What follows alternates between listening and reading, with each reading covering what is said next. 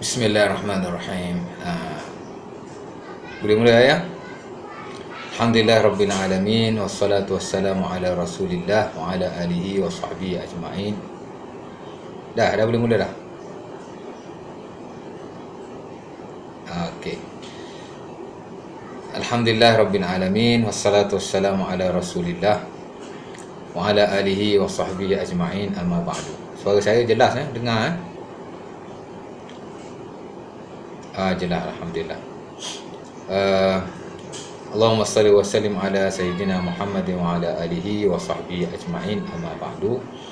Syukur kepada Allah Subhanahu wa taala kerana pada malam ni kita akan sambunglah kuliah kita daripada yang minggu lepas, sambungan dalam bab al-wudu, babu al-wudu, bab wudu lah. Minggu lepas kita dah masuk bab wudu. Kita berbincang tentang mukaddimah wudu lah, merangkumi pertama takrif kepada wudu, yang kedua ialah hukum wudu lah. Saya sebut ada hukum yang wajib, itulah semasa kita nak melakukan perkara yang mewajibkan wudu seperti semayang, tawaf dan juga menyentuh ataupun membawa mushaf. Kemudian kita bincang sikit tentang fadailul wudu, kelebihan wudu lah, di mana wudu ni adalah satu ibadah yang besar di sisi Allah Subhanahu Wa Taala. Sunnah Nabi SAW, walaupun dalam hal-hal yang tidak diwajibkan wudu, tapi masih digalakkan kita berwudu setiap masa. Dan yang paling penting, wudu ni adalah asas lah kepada keimanan. Dan saya dah baca itu, asas kepada wudu. Ya, pakai handphone. Nanti saya share skrin saya punya nota tu. Hari tu saya dah baca surah Al-Ma'idah lah, ayat ke-6 tentang wudu. Dan insyaAllah malam ni kita akan masuk fardu wudu lah daripada nota. Yang saya kira semua dah ada nota tu kot. Nanti kejap, saya nak share saya punya skrin. Alright.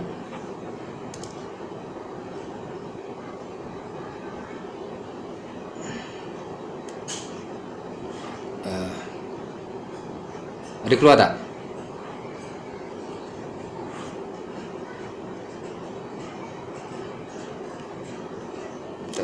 Dah keluar dah? Tak ada. Saya pakai telefon. Minggu lepas pun pakai telefon juga.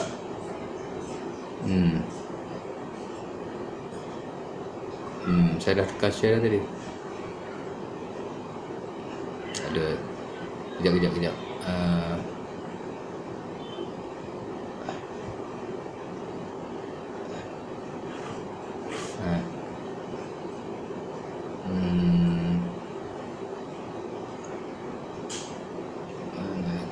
Tak keluar langsung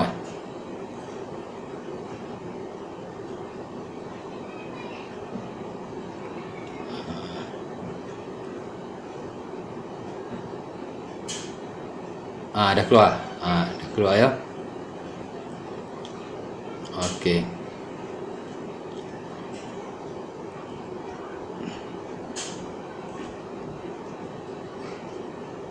Yang ni ya. Dapat ya?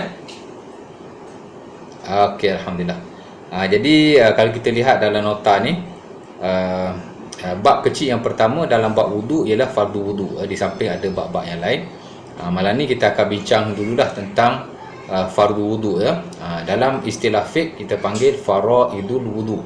Faraidu al-wudu, faraid wudu. Faraid ni jamak kepada fardu lah, ataupun kita sebut perkara-perkara yang difardukan semasa berwudu.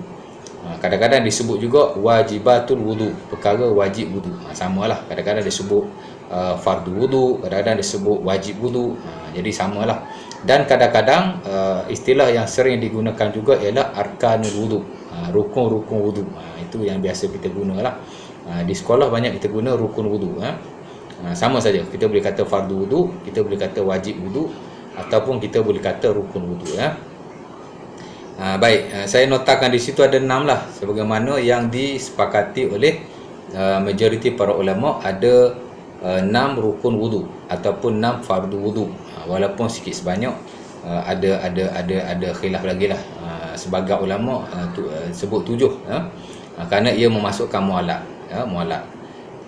Saya lebih kepada mazhab Syafi'i lah. Sebenarnya bukan mazhab Syafi'i saja, tapi majoriti para ulama tidak menjadikan muallaq itu sebagai fardu wudu. Tapi saya tak nafi sebahagian kata muallaq ni wudu, rukun wudu, jadi dia masukkan dalam rukun wudu, jadi 7 lah ya. Sebagai ulama kata 6 dia memasukkan muallaq, tapi dia membuang niat. Niat tu dia tak masuk dalam rukun, sama saja ya, tak kisah. Asalkan ia merujuk kepada perkara-perkara yang mesti ada ketika wudu. Baik, 6 di situ ya. Pertama ialah niat.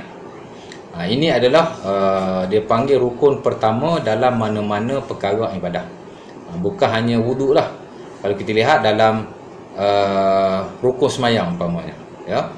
Rukun semayang pun ada beberapa belas rukun semayang, 11 ke 13 ke, tak kisahlah ada sudut bilangan. Tapi di samping rukun-rukun semayang yang ada, niat juga adalah rukun yang pertama. Rukun-rukun semayang contohnya ada 13. Nombor 1 mesti niat. Begitu juga rukun-rukun yang lain. Rukun haji umpamanya ada niat hak nombor 1. Kerana dalam hak awak ibadah, niat adalah perkara yang paling penting sekali ya, niat. Baik, dan asas kepada niat ni sebenarnya ia merujuk kepada ayat Quran surah Al-Bayyinah ayat yang kelima lah.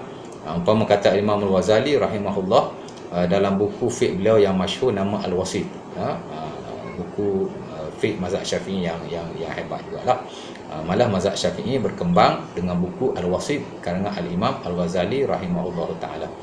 Kata Imam Nawawi, kata Imam Ghazali, niat ni ada perkara yang besar dan asalnya ialah ayat Al-Quran surah Al-Bayyinah ayat yang kelima ya, di mana kata Allah Subhanahu wa taala wa ma umiru illa liya'budullaha mukhlishina lahuddin. Maksudnya tidaklah mereka disuruh melainkan untuk beribadah kepada Allah dengan ikhlas. Mukhlishina lahuddin secara ikhlas, maknanya merujuk kepada niat ya. Itu dari sudut ayat Quran ya, surah Al-Bayyinah ayat yang kelima lah ya.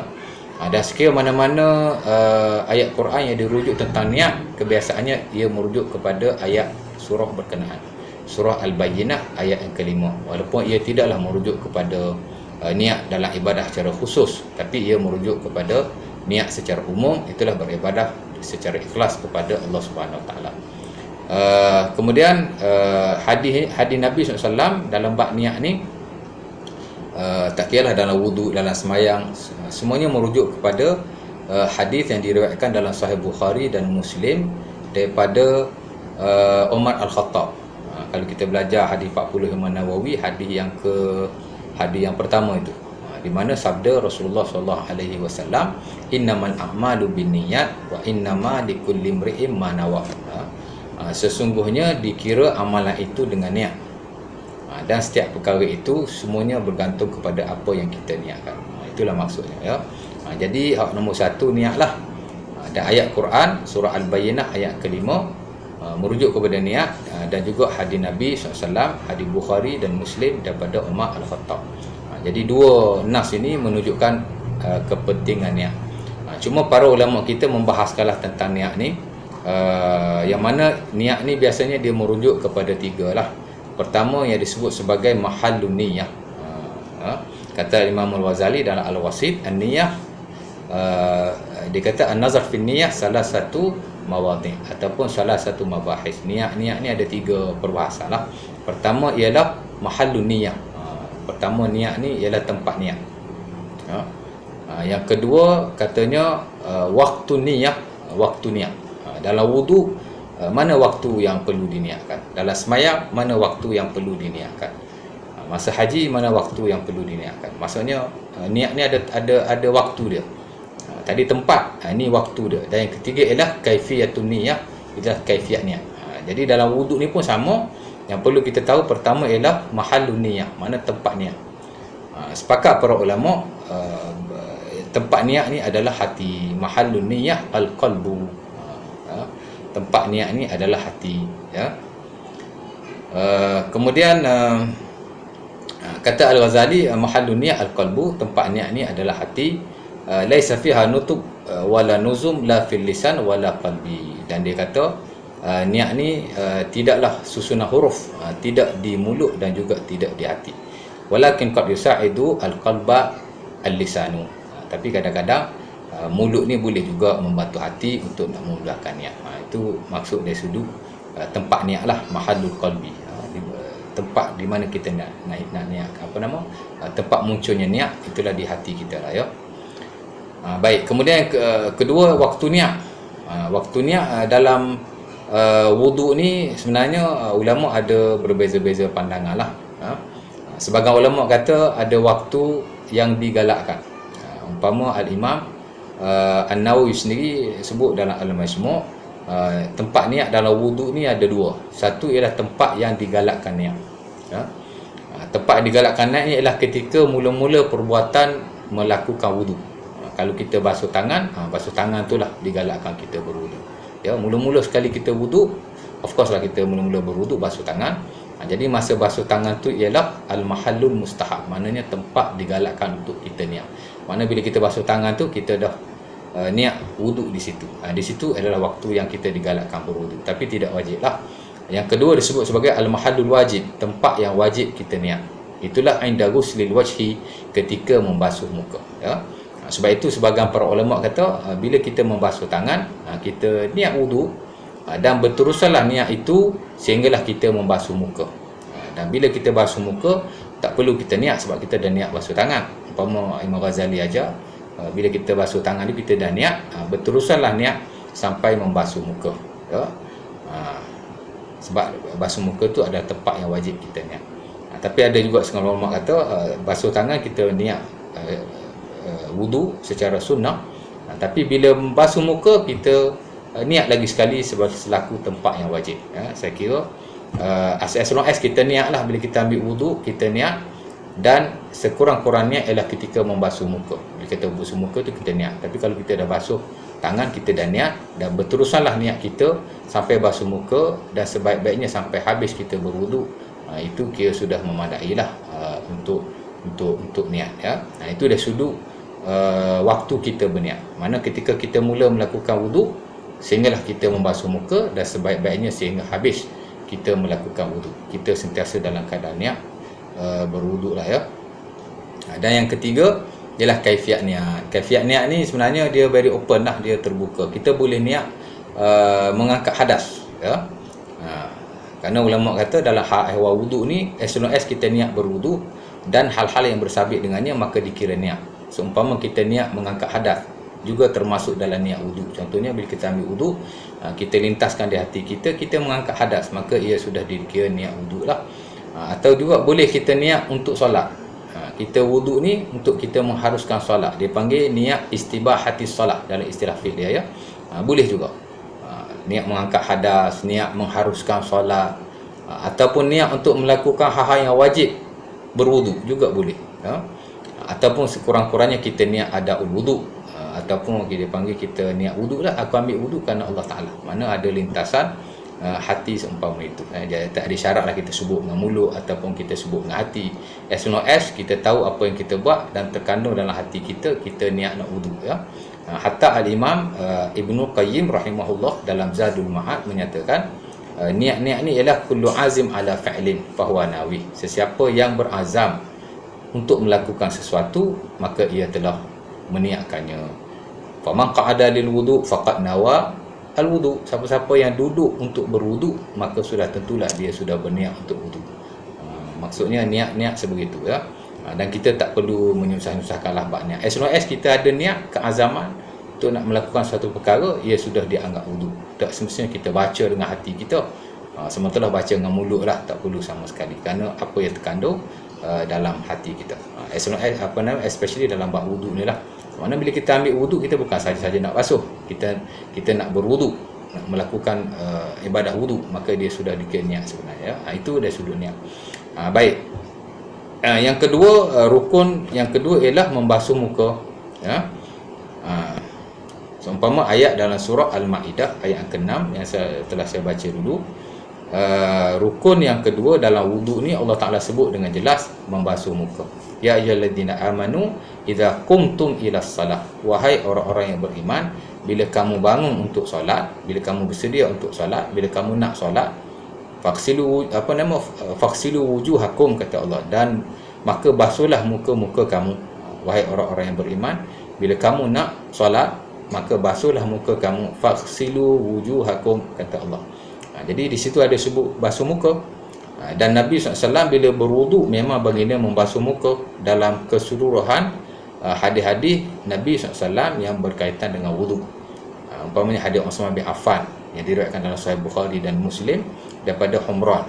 Hadis itu ialah hadis yang terpenting dalam bab wuduk, di mana kata Uthman, dia berwuduk seumpama Nabi wuduk. Apa yang dia buat? Dia basuh muka. Selepas dia basuh tangan, selepas dia berkumur dan memasukkan air ke hidung. Wada' Uthman wuduk fa'afara ala yadayhi faghasalhuma salasa marrat summa tamatmada wastanshaqa wastansara summa ghasala wajhahu. Kata Humran, aku lihat Uthman dia berwuduk, dia ambil air, dia basuh tangan 3 kali, dia berkumur 3 kali, dia masuk air ke dalam hidung dan dia keluarkannya sebanyak 3 kali, dan dia membasuh mukanya sebanyak 3 kali.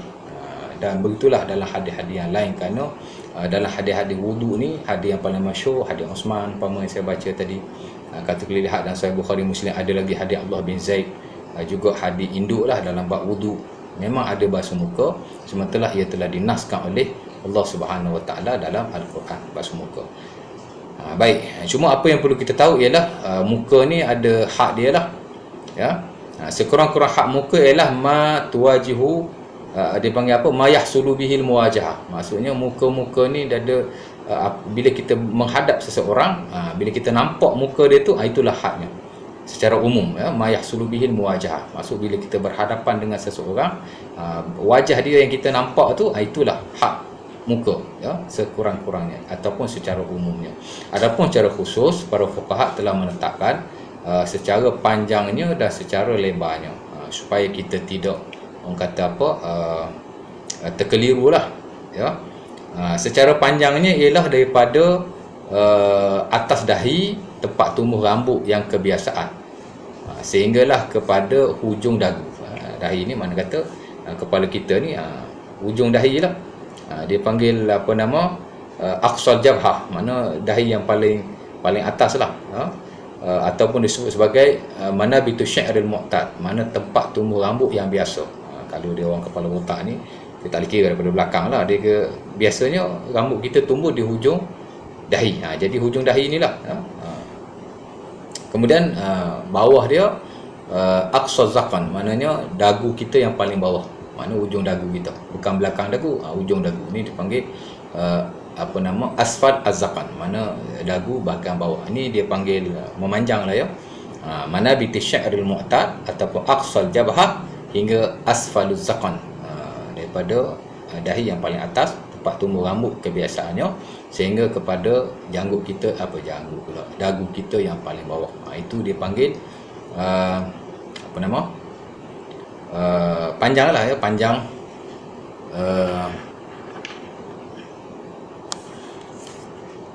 panjang muka. Kemudian ada sudut lebar dia ialah baina syahmatai al-uzun, daripada 2 cuping telinga, ya, daripada 2 cuping telinga, itu adalah waktu kawasan lebar dia lah.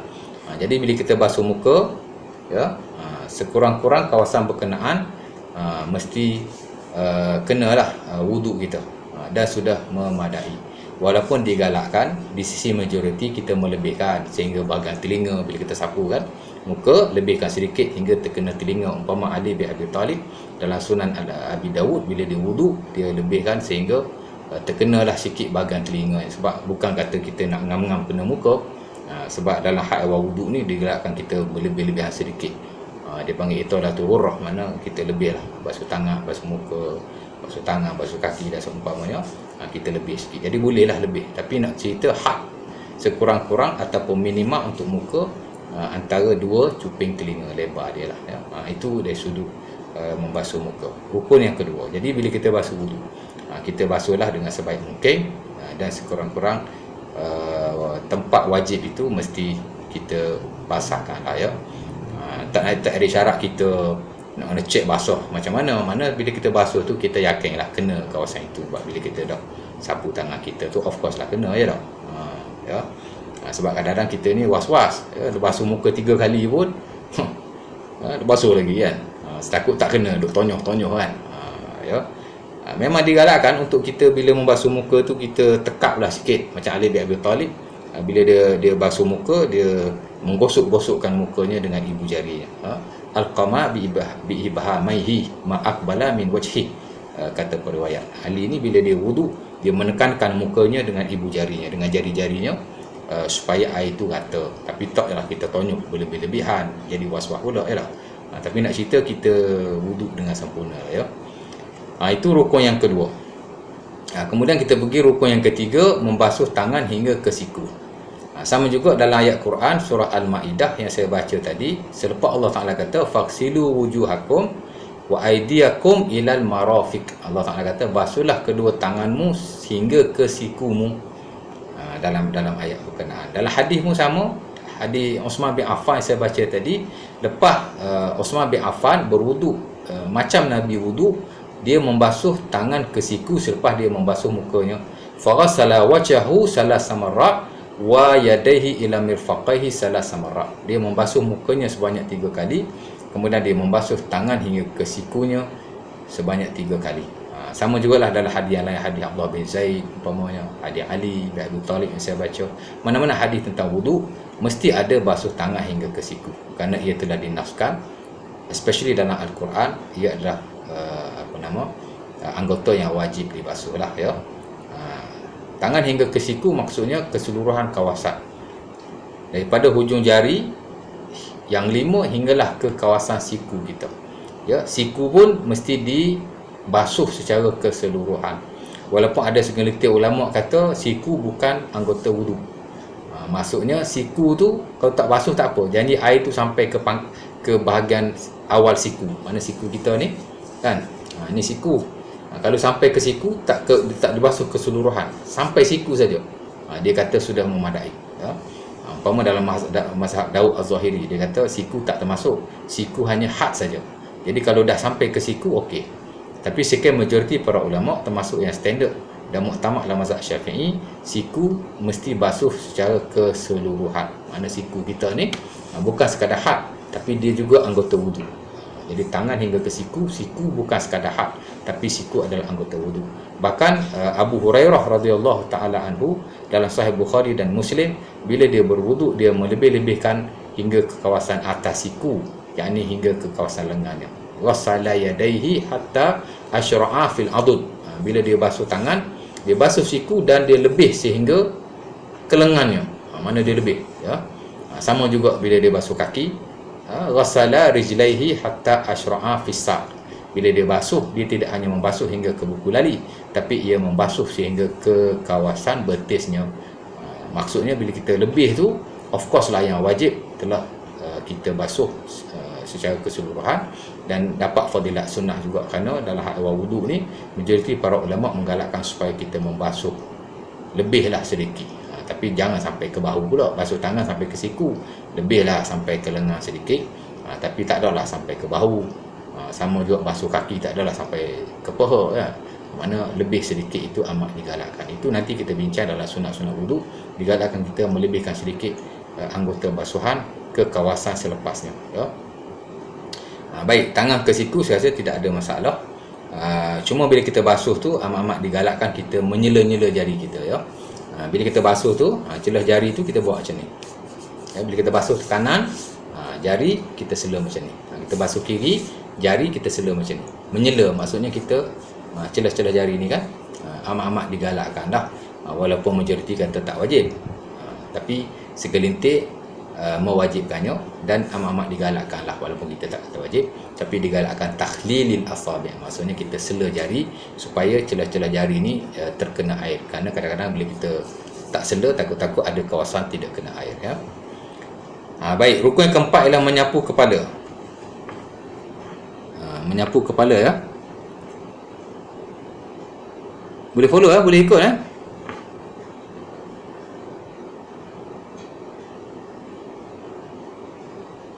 Boleh je ya? Alright. Okey, baik. Rukun yang keseterusnya ialah menyapu kepala, ya. Menyapu kepala ni adalah rukun yang keempat dalam rukun-rukun wudu, dan ia adalah perkara yang dinaskan oleh Allah Ta'ala dalam surah Al-Ma'idah yang samalah. Bila Allah Ta'ala kata faghsilu wujuhakum wa aydiyakum ilal marafiq, kemudian Allah Ta'ala kata famsahu biru'usikum, sapulah kepala-kepala kamu. Dan bila kita rujuk dalam hadis-hadis Nabi SAW pun sama. Sebagaimana basuh muka, sebagaimana basuh tangan hingga ke siku, Nabi SAW dan para sahabat tidak pernah mendengarkan basuh kepala ataupun sapu kepala. Kita tak panggil basuh ya. Kepala ni kita panggil sapu kepala. Walaupun kalau kita basuh kepala dikira menyapu, tapi istilah yang digunakan ialah menyapu kepala, bukan membasuh. Sebab Allah Ta'ala kata famsahu biru'usikum, sapulah kepala-kepala kamu. Jadi kalau kita sapu, ia sudah memadai dan dikira sudah melakukan rukun wudu. Tapi kalau kita basuh pun tak ada masalah, kerana basuh ni of course lah dia lebih daripada sapu kan. Tapi istilah itu kita gunakan menyapu kepala, walaupun basuh pun boleh juga. Tapi kita guna sapu kepala dan memadai dengan sapu sebenarnya. Tak perlu kita basuh, kita sapu saja ya. Sapu kepala. Cuma bila kita lihat dalam hadis-hadis Nabi SAW, sapu kepala ni dia ada 4 cara lah ya. Ataupun 4 hadis yang dikategorikan oleh para ulama. Pertama ialah menyapu kepala secara keseluruhan. Dengan melakukannya daripada depan ke belakang, daripada depan ni pergi ke belakang, kemudian belakang balik ke depan pula ya. Macam tu. Depan pergi ke belakang, kemudian belakang pergi ke depan ya. Kerana ada hadis yang menyatakan semikian. Beberapa hadis Nabi SAW, antaranya ialah hadis Abdullah bin Zaid. Ini hadis terpentinglah dalam bab wudu, dalam Sahih Bukhari dan Muslim, di mana katanya Nabi SAW berwudu, tawadda'a Rasulullah SAW, famasaha ala yadayhi famasaha ala ra'sihi bi yadayhi aqbal bihima wa adbar. Kata Abdullah bin Zaid, dia lihat Rasulullah SAW berwudu. Macam mana Nabi basuh kepala? Katanya Nabi menyapu keseluruhan kepalanya dengan kedua tangannya. Nabi ke depan dan ke belakang kakinya. Aqbala bihima wa adbar, mana Nabi ke depan kemudian Nabi ke belakang. Bada'a bi muqaddamati ra'sihi, dia bermula dengan muqaddimah kepalanya, summa zahaba bihima ila qafah, kemudian dia bawa ke belakang sehingga lehernya, summa raddahuma ila al-makan alladhi bada'a minhu. Maksudnya Nabi ni bila berwudu, dia menyapu keseluruhan kepalanya, bermula daripada bahagian hadapan terus ke belakang, kemudian Nabi daripada belakang pergi ke depan. Maksudnya keseluruhan kepala, depan belakang, belakang ke depan. Itu satu cara yang termuat dalam buku-buku fiqh lah ya. Tak dulu dia nak ada show lagi kan. Itu cara yang pertama lah. Hatta dalam buku-buku fiqh contemporary pun banyak menggalakkan cara sedemikian ya. Kerana ia merujuk kepada nah yang paling sahih dan yang paling banyak dinukilkan. Cara wuduk Rasulullah SAW menyapu kepala secara keseluruhan. Sebab itu menjadi para ulama mewajibkan keseluruhan ya.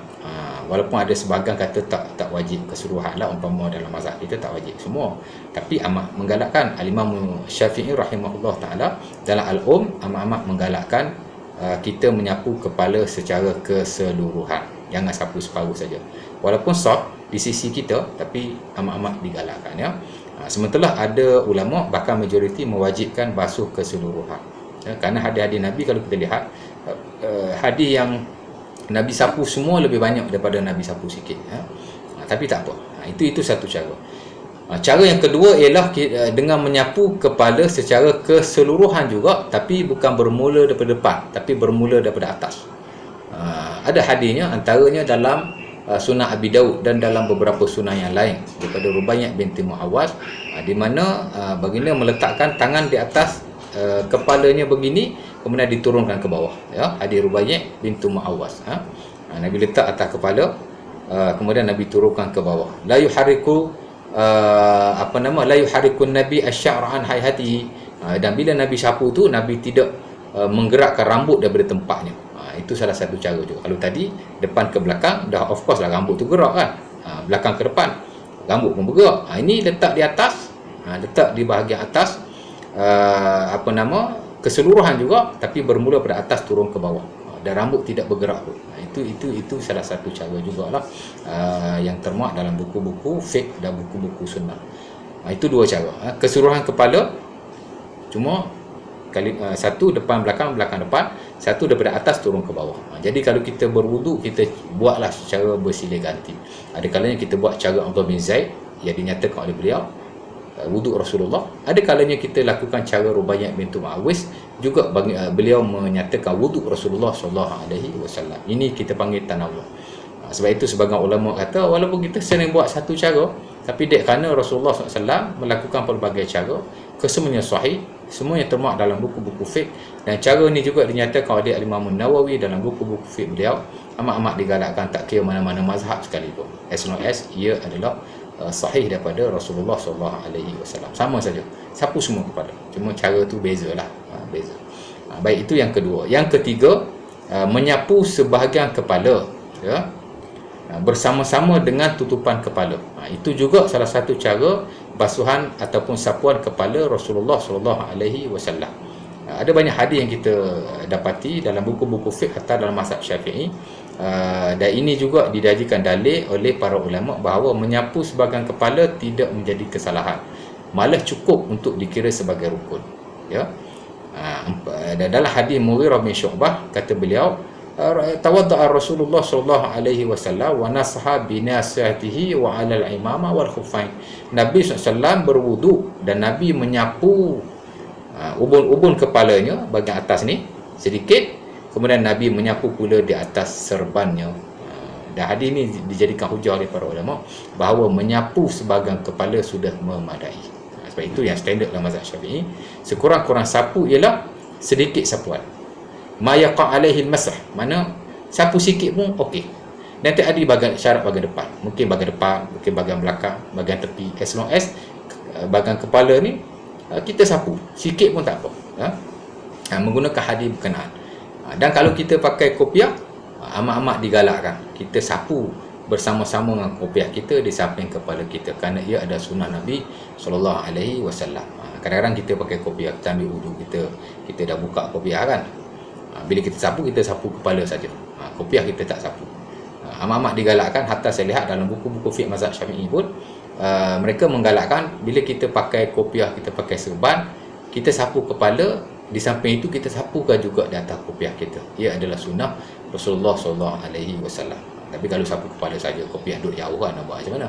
Tapi kalau kita pakai kopiah, tak ada syarat kita buka kopiah kita. Kita pakai kopiah macam biasa, pakai serban macam biasa, cuma pastikan air itu terkena bila kita basuh muka, dan bila kita basuh kepala, kita basuhkan sikit kepala, kemudian sapu di atas serban. Itu lebih baik dan lebih sunnah Rasulullah SAW. Itu cara yang ketiga. Sapu sebahagian kepala bersama-sama dengan imamah ataupun serban ataupun kopiah atau apa-apa tutupan kepala lah. Hatta orang perempuan pun, kalau kita lihat hadis yang diriwayatkan dalam Musannaf Ibn Abi Syaibah dengan sanad yang sahih, beliau berwudu, menyapu sebahagian kepala, dan beliau juga menyapu di atas tudungnya. Kerana apa-apa tutupan tidak ada masalah, ya. Tapi sapulah sikit di bahagian kepala. Kemudian yang keempat, juga termuat dalam buku-buku fiqh, Nabi hanya menyapu di bahagian serbannya sahaja. Jadi ada 4 cara lah. Pertama, menyapu keseluruhan kepala, depan ke belakang, belakang ke depan. Yang kedua, menyapu keseluruhan kepala daripada atas turun ke bawah, keliling. Yang ketiga, menyapu sebahagian kepala dan tutupan kepala. Dan yang keempat, menyapu tutupan kepala sahaja.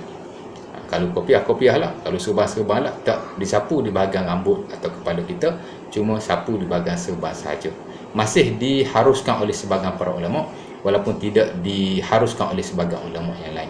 Dalam standard mazhab Syafi'i, tak boleh sapu di atas serban, kopiah atau tudung semata-mata.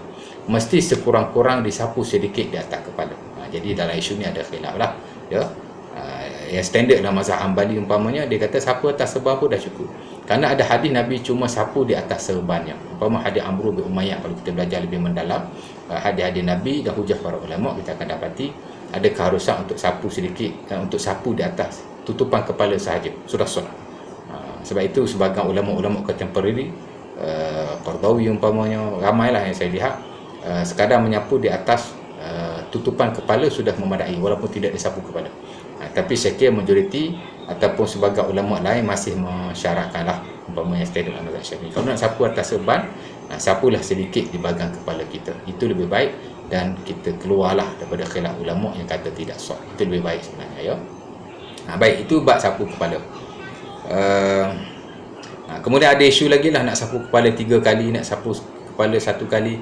Sebenarnya majoriti para ulama mensyaratkan sapu kepala 1 kali saja, dan mereka tidak menggalakkan lebih daripada 1 kali. Itu majoriti para ulama, dan ini diakui sendiri oleh ulama-ulama termasuk Al-Imam An-Nawawi rahimahullah ta'ala, Al-Imam Ibn Muzir dan selainnya. Hatta Al-Imam Ibn Qayyim pun menyatakan sedemikian. Saya kira ramailah para ulama menyatakan bahawa hadis-hadis Nabi SAW menyapu kepala hanya 1 kali saja. Tapi kita tak nafi, ada juga hadis-hadis yang menunjukkan bahawa sapu kepala juga 3 kali. Adalah hadis-hadisnya. Sebab itu sapu kepala sebenarnya sekurang-kurang 1 kali, tapi kalau kita nak sapu 3 kali, sunnah insya-Allah taala. Walaupun ada juga ulama kata tak sunnah, kan? Sebab hadis yang paling sahih ialah Nabi hanya menyapu kepala sekali sahaja.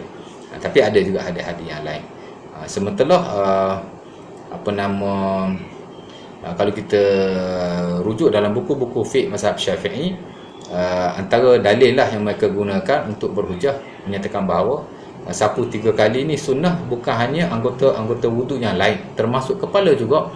Antaranya saya lihat hadis Ubay bin Ka'ab yang diriwayatkan dalam Sunan Ibnu Majah. Cuma isu dia, hadis tu juga ada ulama kata dhaif, yang Nabi sapu 3 kali tu kan. Jadi ia lebih kepada perbahasan riwayat lah, tapi kita tak nafilah isu ni adalah isu yang khilaf. Jadi kalau kita sapu sekali sudah memadai. Kalau kita nak sapu 3 kali, insya-Allah taala tidak ada masalah. Mudah-mudahan beroleh sunnah lah, ya. Baik, itu bab sapu kepala. Kemudian rukun yang kelima, basuh kaki. Allah Taala sebut last sekali dalam surah Al-Maidah ayat ke-6 itu, bila Allah Taala kata famsahu bi ru'usikum wa arjulakum ilal ka'bain, sapulah kepala-kepala kamu dan basuhlah kaki-kaki kamu. Ujung sekali itu Allah Taala kata wa arjulakum ilal ka'bain, dan kaki-kaki kamu hingga ke buku lali, yakni basuhlah kaki-kaki kamu hingga ke buku lali. Bahkan dalam hadis Nabi memang basuh kaki tak miss lah, ya. Dan basuh kaki mesti basuh dengan baik, kerana ada hadis Nabi SAW di mana Nabi lihat ada sahabat Nabi basuh kaki tak rata, ya. Berbeza dengan anggota-anggota wuduk yang lain. Wallah ta'ala alam lah, saya tak dapatilah ada nas yang Nabi tegur sahabat kerana tidak membasuh dengan baik. Tapi dalam bab membasuh kaki ni, ada bab membasuh kaki, ada hadis yang mana Nabi lihat sahabat basuh kaki tak bersih, ya. Jadi umpama hadis Khalid bin Ma'dan, ra'an Nabi rajulan yusalli wa fi zahri qadamihi lum'atan lam yusibul ma' fa amara Nabi an yu'idal wudu was salah. Ada satu riwayat dalam Sunan Abi Dawud daripada Khalid bin Ma'dan, Nabi SAW dia lihat orang tu wudu, kaki tak basuh, kemudian dia pergi semayang. Akhirnya Nabi berkata, ulangilah wudu dan solat kamu. Dan dalam hadis yang lain banyak lagi, dan Sahih Bukhari dan Muslim, Nabi kata wailul lil aqabi minan nar, siapa yang ambil wudu kaki basuh tak bersih, Nabi kata kakinya akan disambar oleh api neraka. Jadi banyak hadis. Jadi basuh kaki nak kena perhati. Ada orang basuh kaki dia tak basuh dengan baik, dia tak sapu dengan baik, ceng gitu kita lihat kan. Kita lihat bila orang wuduk, cuba perhatikan, kerana basuh kaki ni dia tak rosok di bahagian tumit tu. Dan Nabi telah peringat kepada kita, bahagian tumit tu kena pastikan dia betul-betul rata dan kena buku lali. Wailun lil aqabi minan nar. Hati-hati Nabi kata, kerana ada buku-buku lali yang akan disambar oleh api neraka. Jadi kita nak kena perhatilah bab tu. Dan akhir sekali, saya ingat basuh kaki tidak ada masalah. Kemudian akhir sekali tertib. Tertib ni ialah mendahulukan yang awal, mengakhir yang mengkemudiankan yang kemudian. Itulah maksudnya, ya. Tertib ni ialah mendahulukan apa yang lebih dahulu, mengkemudiankan apa yang terkemudian. Di sisi majoriti, tertib ni adalah satu perkara yang wajib dan rukun lah di sisi majoriti, ya, walaupun tidak semua ulama yang berpandangan sedemikian, ya. Kita lihat dalam mazhab dalam mazhab Hanafi dan Maliki, dia tak mewajibkan tertib. Begitu juga mazhab Daud Az-Zahiri, ya, dia tak mewajibkan tertib. Dan bila kita lihat di kalangan sahabat Nabi pun ada yang kata tertib tak wajib. Umpama pendapat Ali bin Abi Talib, yang dinukilkan oleh para fuqaha dalam buku-buku fiqh mereka, dalam Al-Majmu' Nawawi, dalam Al-Bayan Al-Imam Al-Yamani pun dia kata Ali bin Abi Talib, Ibnu Mas'ud, sahabat Nabi yang besar, melihat wajib tertib tidak wajib, ya. Di kalangan tabi'in saya lihat ramai juga tabi'in yang kata tertib tak wajib. Tabi'in yang top lah, antara Sa'id Ibnu Musayyab, dia tabi'in yang paling besar lah, ya. Antara Al-Auza'i, antara Az-Zuhri, guru kepada Abu Hanifah, antara lagi Ibrahim An-Nakhai, ulama di Mesir zaman tabi'in. Dan sikit ada beberapa senarai yang kata tak wajib. Ulama mazhab Maliki dan Hanafi dia kata, Abu Hanifah dan Al-Imam Malik dia kata tak wajib lah, ya. Walaupun ayat Quran susun satu persatu perbuatan wudu, walaupun Nabi wudu satu-satu, tapi dia kata itu tak menjadikan ianya wajib. Mana kalau wudu bersilang pun ambil basuh kaki dulu, basuh muka, dia kata sah. Cuma tidak afdal. Tapi kita tak nafi majoriti para ulama, Hambali, Syafi'i dan ulama-ulama mereka, hatta sebagai ulama dalam mazhab Hanafi, sebagai ulama dalam mazhab Maliki, dan majoriti daripada tabi'in dan para sahabat Nabi mengatakan ia adalah wajib, tertib ni wajib, ya. Kerana apa? Kerana Allah Ta'ala menyebut satu persatu secara tersusun dalam Quran. Allah Ta'ala menyelang-nyeli antara basuhan, sapuan, basuhan. Allah Ta'ala kata basuh muka, basuh tangan, sapu kepala, basuh kaki. Jadi Allah Ta'ala menyelang-nyeli antara basuhan dan sapuan. Kemudian Allah Ta'ala sambung basuh. Nampak di situ tertib itu wajib. Sementara perbuatan Nabi sallallahu alaihi wasallam, tak pernah Nabi berwuduk secara tangkis. Mana Nabi berwuduk secara terbalik, tak pernah lah. Jadi secara zahirnya ia menunjukkan bahawa tertib ni wajib. Tapi majoriti para ulama tidaklah ia disepakati secara ijma' atau konsensus ataupun secara 100%. Tapi saya tak nafi tertib itu, walaupun ulama kata tak wajib. Kita lihat dalam mazhab Abu Hanifah umpamanya, walaupun dia kata tak wajib, tapi kalau kita lihat orang Hanafi berwuduk, kita tak pernah tengok dia basuh kaki dulu baru basuh muka, tak? Samalah kalau kita lihat orang Maliki berwuduk, walaupun dia kata tertib tak wajib, dimuktamkan dalam mazhab mereka, tapi kita tak lihat dia berwuduk secara tunggal terbalik, tak pernah lah. Dari sudut teoretikal. Tapi dari sudut praktikal, bila mereka berwuduk, mereka wuduk macam kita juga, insya-Allah taala. Itu dari sudut tertib, ya. Jadi 6 fardu wudu ataupun rukun wudu yang kita perlu tahu dengan sedikit pendalilannya, dan sedikit sebanyaklah perkara-perkara yang perlu kita tahulah bersawit dengan rukun wudu. Jadi kita tahulah rukun wudu ni ada 6. Niat, basuh muka, basuh tangan, sapu kepala, basuh kaki, tertib. Asas kepada rukun ini ialah ayat Al-Quran surah Al-Maidah ayat yang ke-6 dan hadis-hadis Nabi yang diriwayatkan dalam Sahih Bukhari Muslim daripada Abdullah bin Zaid, daripada Humran, daripada Uthman bin Affan yang saya baca tadi. Sebenarnya ada banyak lagi hadis-hadis tentang wudu. Sebab wudu ni antara perbuatan Nabi yang banyak nasnya. Al-ahadis fil wudu'i mustafidah. Kata Imam An-Nawawi, hadis-hadis dalam wudu ni banyak sekali. Sebab itu orang kata apa, sunnah wudu ni adalah, ataupun ibadah wudu adalah ibadah yang besar, dan tidak ada kekeliruan lagi berkaitan dengannya. Apa-apa permasalahan dakhilah para ulama dapat diputuskan dengan nas-nas yang ada. Cuma isu dia sudut dhaif, dia sudut sahih, itu saja. Tapi nas dia tak amat banyak, mudah untuk kita cungkir dan kita belajar, insya-Allah taala. Itu dah sudut fardu wudu lah, ya. Kemudian sunnah wudu. Ada nak tanya fardu wudu tak? Bismillah. Ada soalan berkaitan fardu wudu? Assalamualaikum.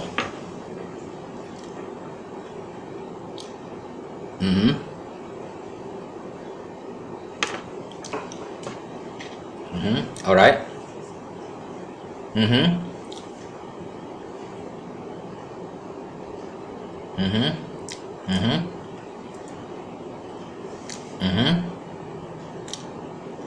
Okey. Baik. Jadi sebenarnya saya sebut tadi takhlil dia ada dua perkara yang amat-amat digalakkan semasa berwudu. Ya, majoriti ulama tidak mewajibkan, segelintir hanya mewajibkan. Ada dua benda, tapi dua benda ni menyebabkan sempurnanya wudu kita. Pertama, kita sebut takhlil. Takhlil ni ialah menyela-nyela celahan jari. Kalau kita basuh tangan tu jari kita lah. Kita basuh tangan kan, lepas kita dah basuh, buat gitu. Kita menyela-nyela jari kita, celah lah. Kalau kita basuh kaki pun sama, kita sela-sela jari kaki. Kalau ulama kita ajar, umpama Imam Nawawi, cara nak menyela kaki boleh dengan sebenarnya boleh banyak cara. Boleh juga dengan memasukkan jari kita dalam celah jari kaki, ya. Yang kanan, yang kiri. Ataupun kalau Imam Nawawi dia ajar satu tangan saja, itulah tangan kanan, kita celah-celahkan daripada daripada celah jari kaki kanan sampai celah jari kaki kiri. Tak kisahlah, as long as kita buat takhlil. Untuk apa kita takhlil ni? Untuk meratakan air di celah-celah jari. Sama juga takhlil kita punya telinga, lubang telinga apa semua tu kan. Takhlil janggut pun sama. Janggut kita ni kita takhlil. Takhlil ni makna kita merata-ratakan dengan jari kita ya, macam tu. Itu yang pertama. Yang kedua disebut ad-dalak. Dalak ni gosok. Gosok lain. Sela lain. Sela takhlil, celah-celah. Satu lagi digalakkan juga, tapi tak diwajibkan lah di sisi majoriti, walaupun sebahagian kata wajib, ialah dalak. Dalak ni mana gosok. Setiap kali kita wuduk kita gosok. Kita basuh muka kita gosok. Kita basuh tangan kita gosok. Kita sapu kepala gosok juga kan. Tapi kalau kita tak buat dua-dua ni, takhlil kita tak buat, sela-sela kita tak buat, dalak pun kita tak buat, gosok pun tak buat. Kalau putus.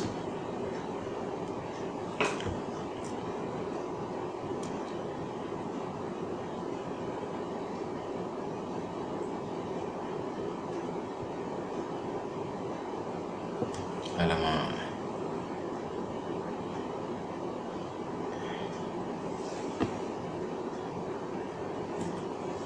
Internet putus ni.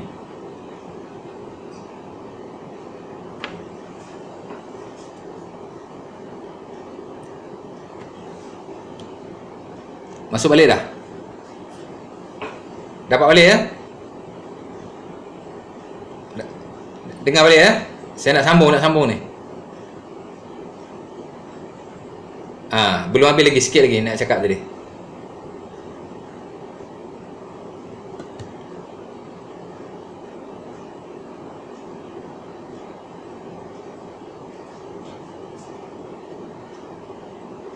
Tak dengar. Ya. Dengar. Dengar tak?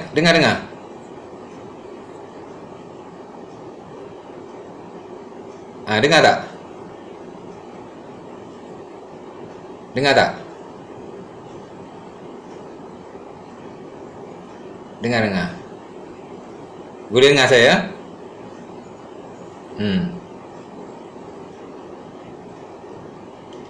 Mi.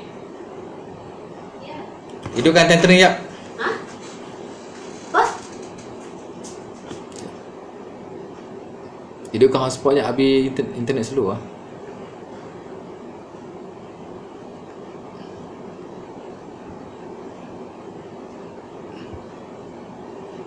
Hidupkan hotspot jap.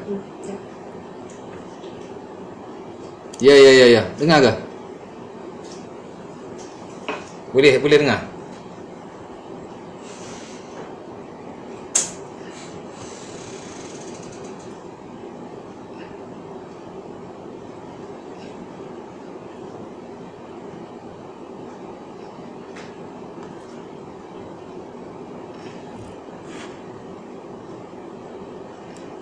Boleh dengar Boleh dengar saya?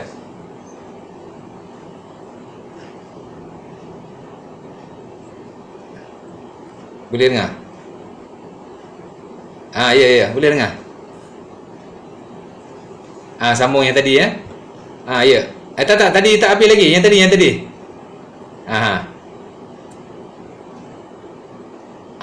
Itu yang lain. Nak habiskan yang tadi. Yang tadi saya tak habiskan tadi.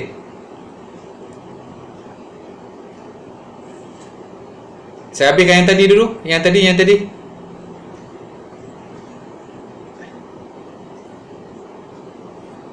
Tak, yang tadi Haji tanya yang tadi, yang basuh. Tak habis lagi. Kejap saya.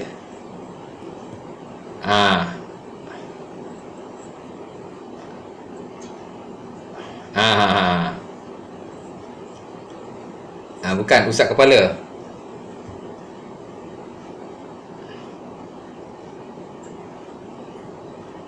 Usap kepala.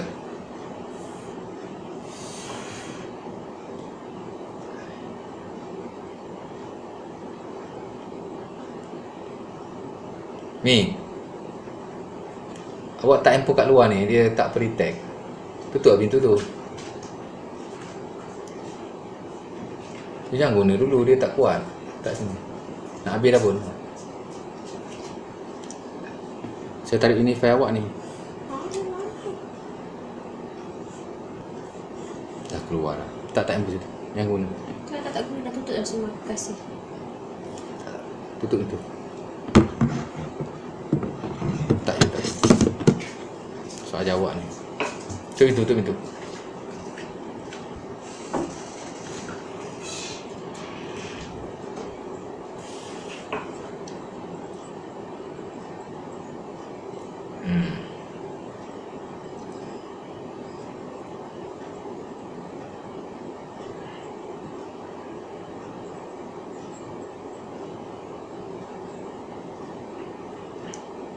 Tak, yang tadi.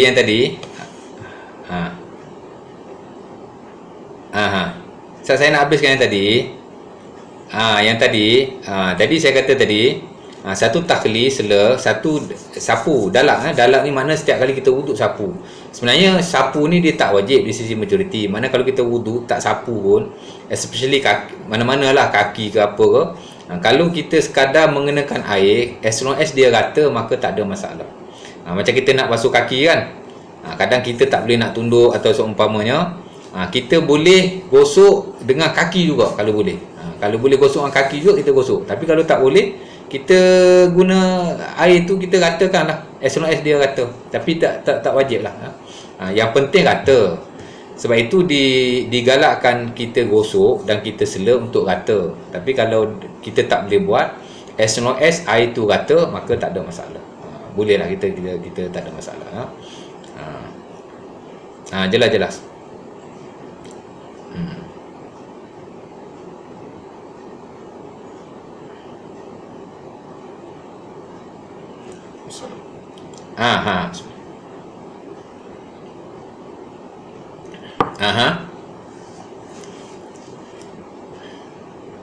Okey, baik. Faham.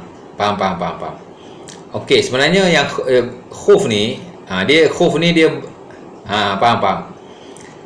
Okey, khuf ni sebenarnya dia satu bab yang lain. Nanti dalam bab wudu, saya sebut dulu lah ya, nanti saya sebut cerita secara umum lah.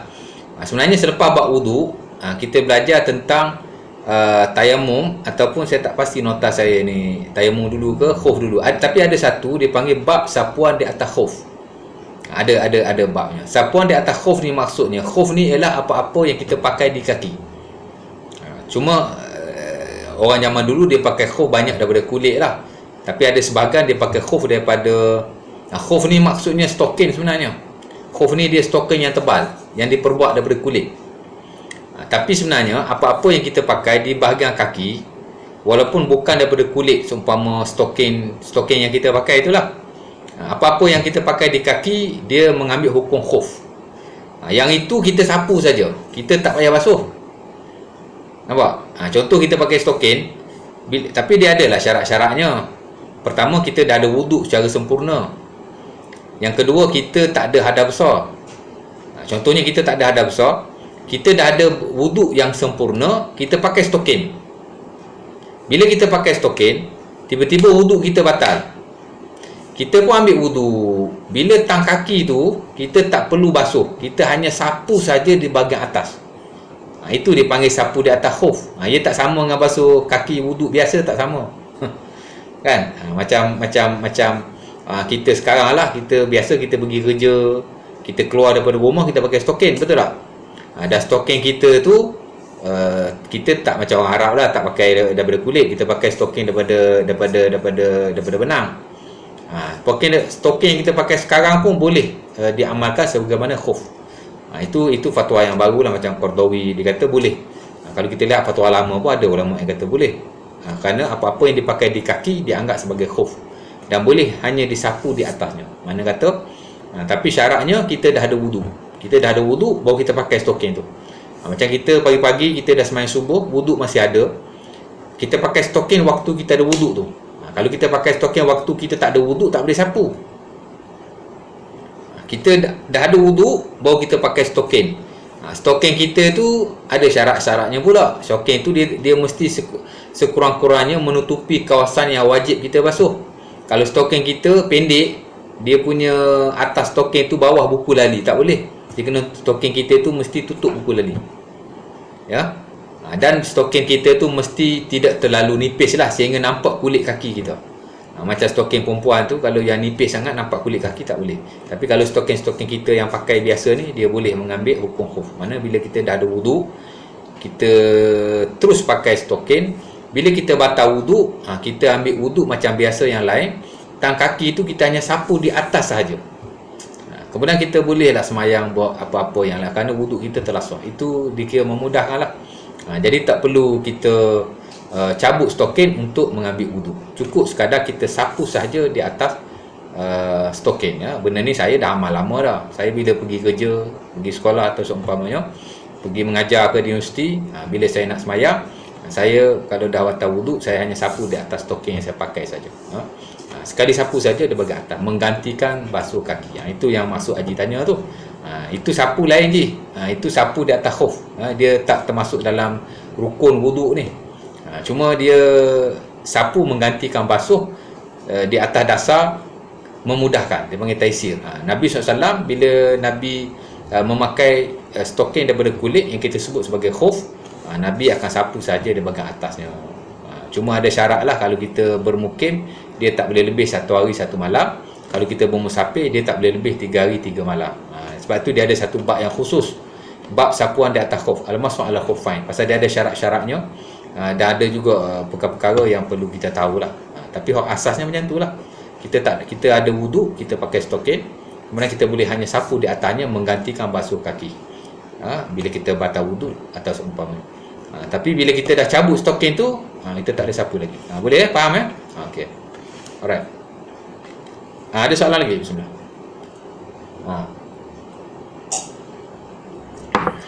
Mhm. Mhm. Mhm. Mhm.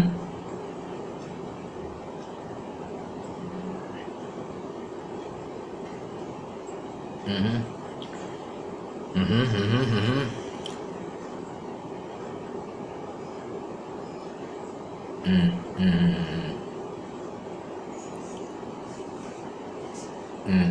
Hmm. Hmm. Hmm. Hmm.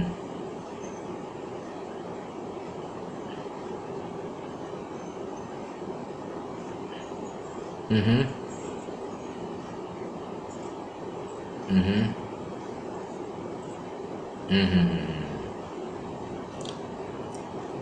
Okey, baik. Okey, dia sebenarnya itu dia dia panggil mualat ya. Dia sebenarnya dia bukan tertib tu. Tertib ni maksudnya mendahulukan apa yang dahulu, mengkemudiankan apa yang kemudian. Mana kita basuh muka, basuh tangan secara urutan, itu maksud tertib. Yang kita wuduk sebahagian, kemudian kita tinggalkan, kemudian kita sambung lagi, itu dipanggil mualat. Mualat ni sebenarnya sebaik-baik wudu ialah kita menjaga mualat. Itu sebaik-baik wudu. Maksudnya bila kita wudu, daripada basuh tangan sampai basuh kaki mesti dilakukan pada waktu yang sama. Dia tak boleh dipisahkan dengan apa-apa perkara lah. Contohnya kita basuh tangan, basuh kaki, basuh muka, kemudian kita pergi makan nasi. Kemudian kita sambung balik basuh kan. Ataupun kita pergi mana-mana lah ya. Itu dipanggil mualat dah terputus. Mualat ni bila terputus sebenarnya dia ada khilaf lah, ada khilaf. Kalau kita lihat Imam Syafi'i, fatwa dia yang lama dia kata tak boleh, tak sah wuduk macam tu. Tapi fatwa dia yang baru dia kata sah. Dia kata sah. Pasal apa? Pasal ada hadis dalam Sahih Bukhari, walaupun secara muallaq istilah dia lah ya. Tapi ada juga dalam hadis-hadis yang lain, dalam Muwatta Imam Malik, dalam Al-Um Imam Syafi'i, ada diriwayatkan Sayyidina Ibnu Umar radhiyallahu taala anhu, dia pernah berwuduk separuh lagi dibuat kat masjid. Separuh dia wuduk di kedai dia. Kemudian dia berwuduk, kaki dia tak wuduk. Dia pergi sapu kaki di atas khuf dia buat kat masjid. Jadi nampak dia buat macam tu lah. Hatta kata Imam Syafi'i, daripada kedai dia pergi ke masjid dah putus mualat. Jadi dia melihat di atas perbuatan Ibnu Umar, wuduk itu sah. Jadi dia kata tak ada masalah lah. Cuma tak dinafikan, beliau amat menggalakkan mualak lah supaya kita buatlah semayang. Sebab kita kena ingat, majoriti para ulama mewajibkan mualak. Mana mesti wuduk di satu masa. Sebab Nabi tak pernah wuduk macam tu. Sahabat Nabi pun tak pernah wuduk macam tu. Cuma terselitlah riwayat Ibnu Umar, dia berwuduk secara terpisah. Jadi ada keharusan. Cuma amat digalakkan kita sekali lah. Tak ada masalah. Tapi kita ni kadang-kadang bila ada hal kan, tengah-tengah basuh kaki sebelah, anak duk merangkak pula dah nak ambil anak buat itu ini kan. Maka ada keharusan, tak ada masalah. Kerana yang standard mazhab Syafi'i pun tak diwajibkan mualat, walaupun ada sebahagian kata wajib. Dia melibatkan isu khilaf. Jadi saya ingat tak ada masalah sangat kot. Kita pun kalau tak ada apa-apa masalah, kita tak saja-saja kan. Ada soalan lagi? Ya. Ya.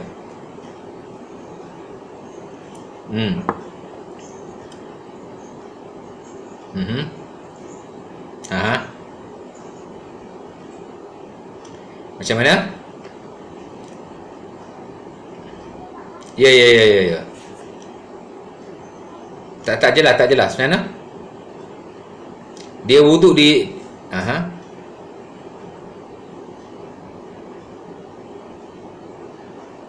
tak jelas lah. Dia basuh kaki kat surau macam mana? Basuh.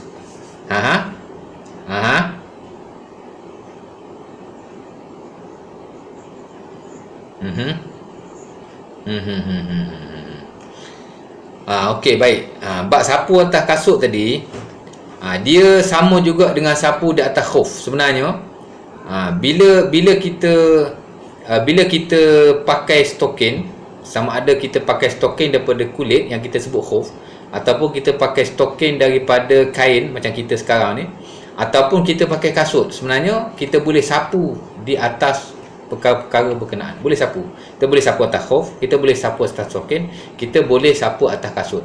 Tapi dengan syarat-syarat dia lah. Kita dah ada wuduk, kita tidak ada hadas besar, kita dah ada wuduk.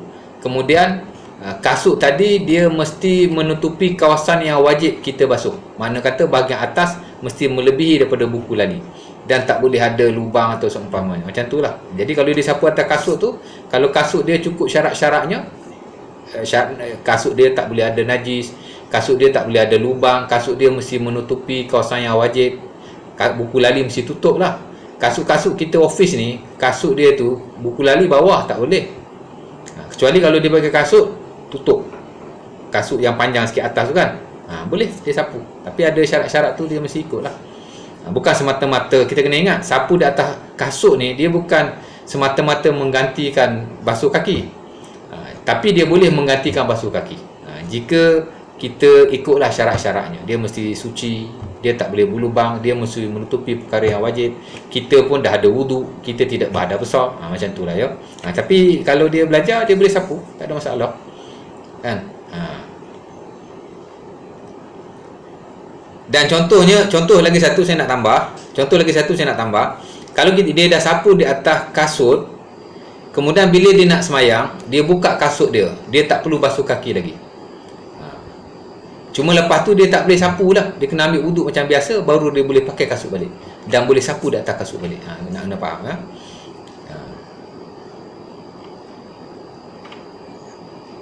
Ada. Assalamualaikum warahmatullahi. Ya Haji Muhammad.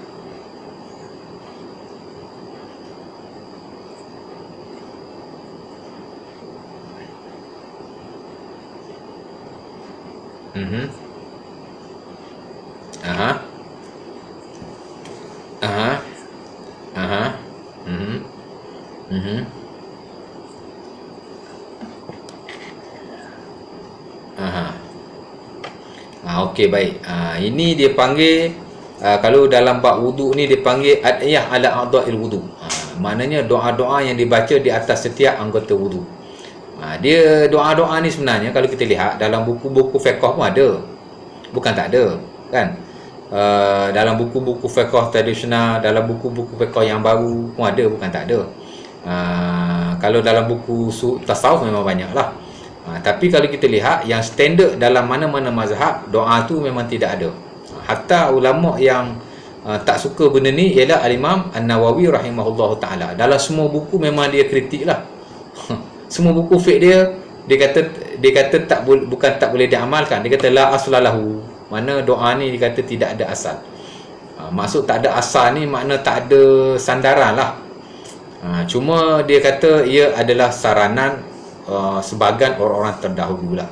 Tapi kalau nak dikira doa yang betul-betul digalakkan semasa anggota wudu tu, saya kira tidak ada.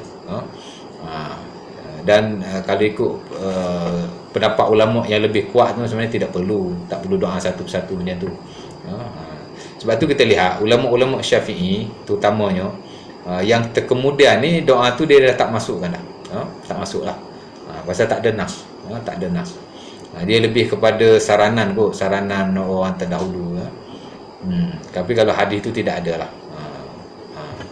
Saya pun tak amal. Saya pun tak amal dah.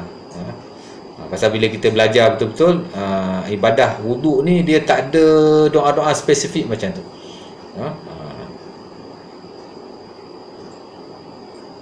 Ya, sama-sama.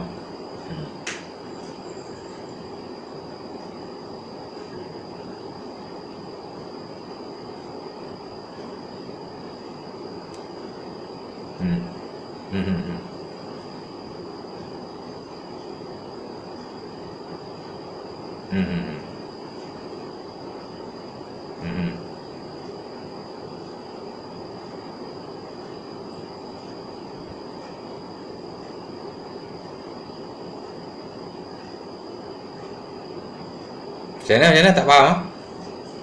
Macam mana?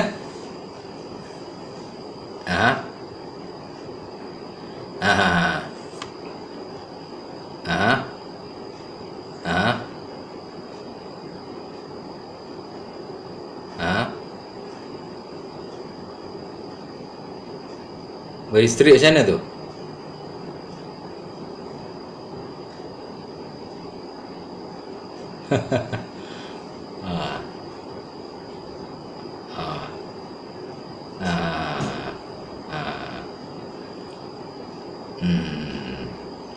Dia sebenarnya niat ni, kalau kita lihat dia perbahasan niat ni dia tak rumit sebenarnya. Sebab tu kalau kita belik dalam Ihya Ulumuddin, Imam Ghazali dia kritik orang yang menyusahkan bab niat ni. Imam Ghazali kata dalam ibadah ni benda yang paling mudah ni niat lah. Tapi dia kata dek kerana kita berlebih-lebihan dalam bab niat. Dan dia pun kritik sebenarnya para ulama yang membahaskan lebih-lebih bab niat ni. Dia kritik para fuqaha tu, para ulama, Imam Ghazali. Dia kata berlebih-lebihan dalam bab niat sehingga memberi fitnah dan was-was kepada orang awam. Jadi dia isu macam tu je. Sebenarnya niat ni apa yang kita niatkan, dah kira niat dah tu kan. Sebab itu kita tak boleh berlebih-lebihan. Macam kita nak semayang lah. Sama lah nak semayang ke apa kan. Apa yang ada dalam hati kita niat lah kan. Macam Qardawi kata lah. Qardawi kata niat ni apa yang ada dalam hati kita.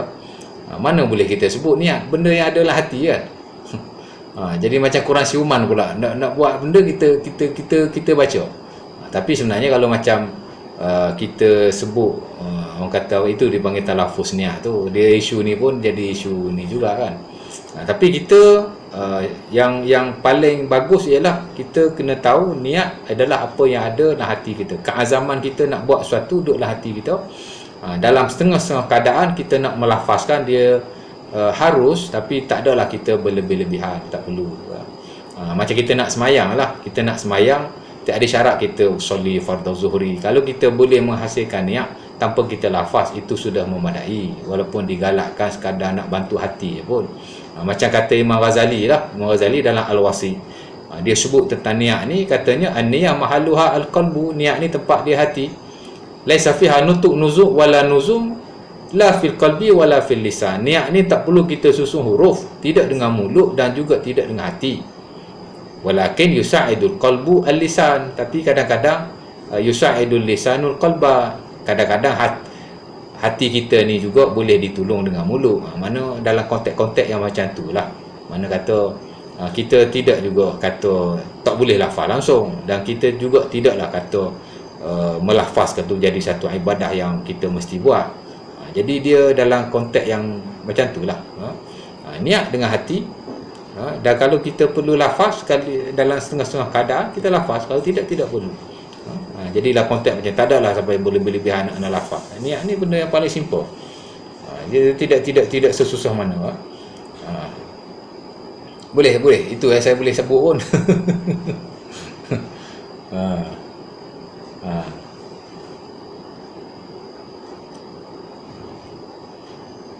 Tak ada syarat.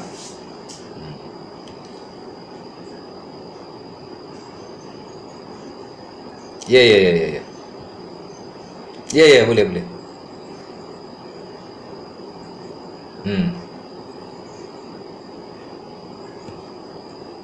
Aha.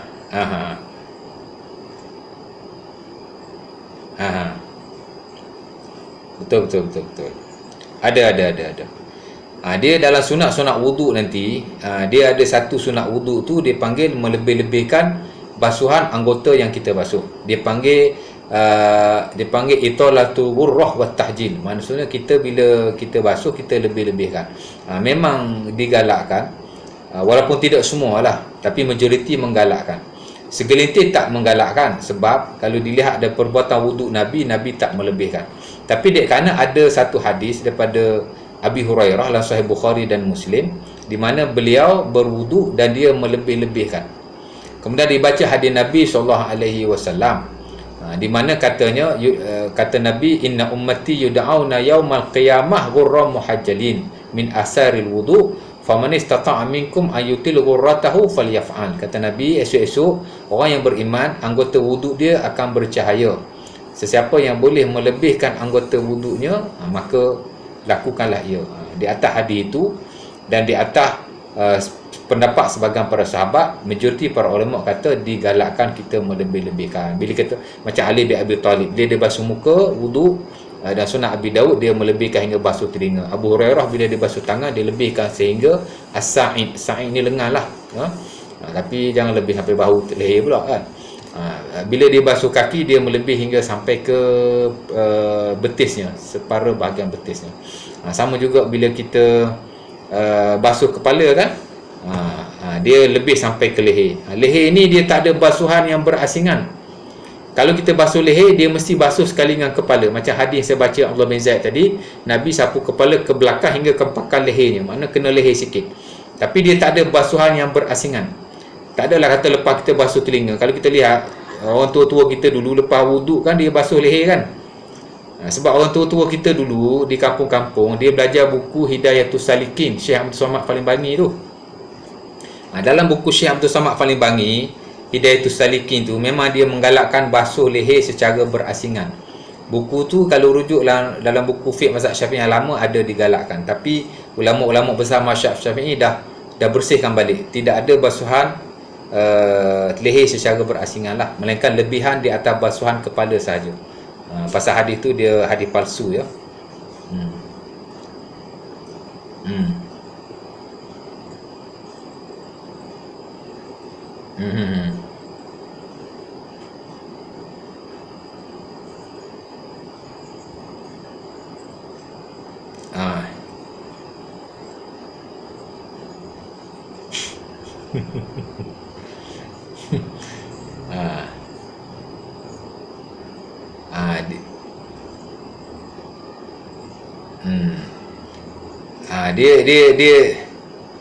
Dia sebenarnya sebaik-baik basuhan ni semua kepala. Macam hadis yang saya baca tadi kan, Nabi bila wudu dia basuh semua kepala macam tu. Tapi sebab ada satu dua nas, Nabi hanya sapu sebahagian kepala sahaja. Jadi yang sebahagian kepala tu, ulama ni dia takwil macam-macam lah. Ada yang kata sebahagian kepala tu memadai dengan satu jari, ada yang kata memadai dengan 3 jari. Cuma kalau kita lihat macam sebahagian ulama Hanafi kata, kalau dia sapu 3 rambut pun dah kira okey. Itu dia panggil fatwa-fatwa yang terpencil lah ya. Sikit sangat. Dia sebab sekurang-kurangnya macam kata Imam Syafi'i, ma waqa alaihi masah, mana bila kita sapunya dia kita nampak macam sapuan. Kalau macam ni dia macam bukan sapu, satu jari sapu apa kan. Tapi kerana ada ulama yang kata okey lah sekurang-kurang sapuan, tapi sekurang-kurangnya kita sapu macam ni lah. Paling malam pun sebelah tangan. kan, macam tu. Jadi bolehlah walaupun tidak keseluruhan kepala, tapi tak adalah sikit sangat. Kalau nak kira, sampai ada ulama yang kata 3 helai rambut. Saya pernah baca dalam buku mazhab Hanafi, nukilan lah. Ulama kata kalau salah syarat boleh, mana kalau 3 jari pun dah okey. Tapi okey lah tu, kira boleh lah. Semuanya sebahagian lah daripada kepala. Ya.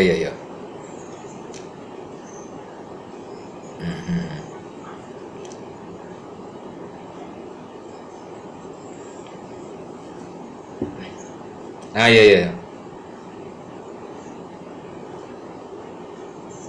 Aha. Betul. Boleh. Ya.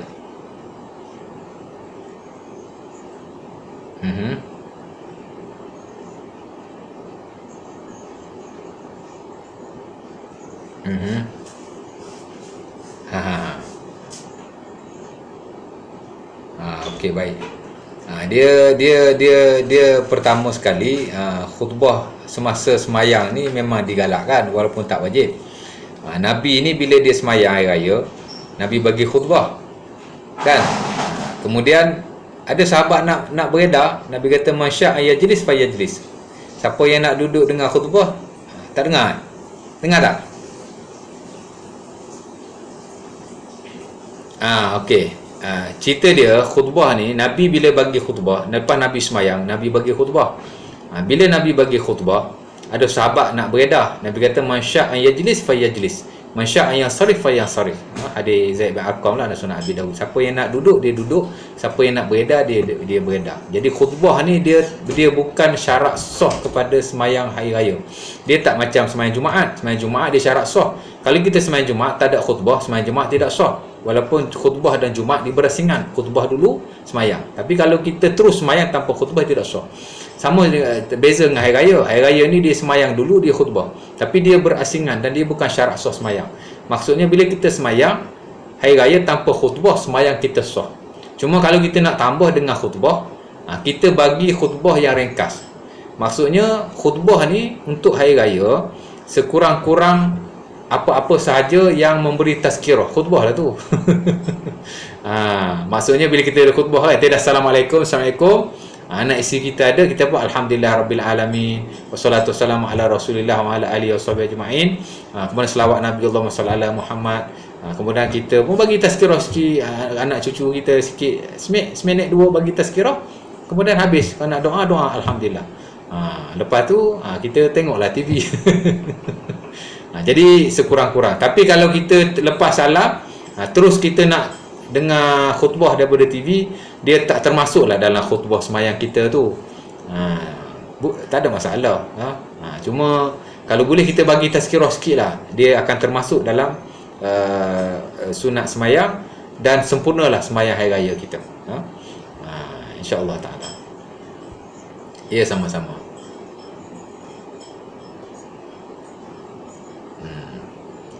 Boleh juga.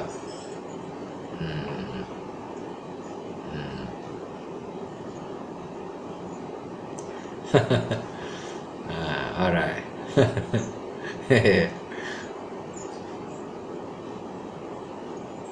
Okay. Berapa orang malam ni? 18 je. Berapa orang malam ni? 18 orang. Oh, 19 lah. Okay. Alright. Okay, bismillahirrahmanirrahim. Alhamdulillah rabbil alamin, wassalatu wassalamu ala rasulillah wa ala alihi wa sahbihi ajma'in. Allahumma inna nas'aluka ridhaka wal jannah wa na'udzubika min sakhatika wan nar. Allahumma inna na'udzubika min jahdil bala wa darkis syaqa wa su'il qada wa syamatatil a'da. Allahumma rizq rabbana zidna ilma. Allahumma allimna ma jahilna wa anfa'na ma 'allamtana. Rabbana atina min ladunka rahmah wa hayyi lana min amrina rasyada. Rabbana taqabbal minna innaka antas samiul alim. Rabbana atina fid dunya hasanah wa fil akhirati hasanah wa qina azaban nar. Wa sallallahu ala sayyidina Muhammadin wa ala alihi wa sahbihi wa baraka wa sallam. Subhana rabbika rabbil izzati amma yasifun wa salamun alal mursalin walhamdulillahi rabbil alamin. Amin ya rabbal alamin. Amin ya Allah. Okey, assalamu. Ya sama, insyaallah taala. Ha. Hmm. Hmm. Oh, ada gangguan eh? Hmm.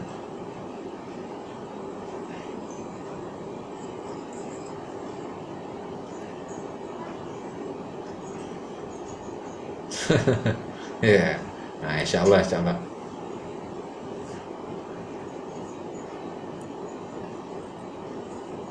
Oh. Alright, alright, alright. Insyaallah. Boleh, boleh.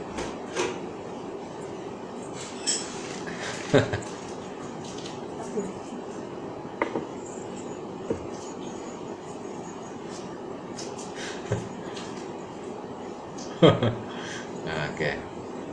Ya. Oh, okey okey okey. Dulu tempat lain. Okey okey, tak apa. Ah, Assalamualaikum warahmatullahi wabarakatuh. Ila liqa, ila liqa.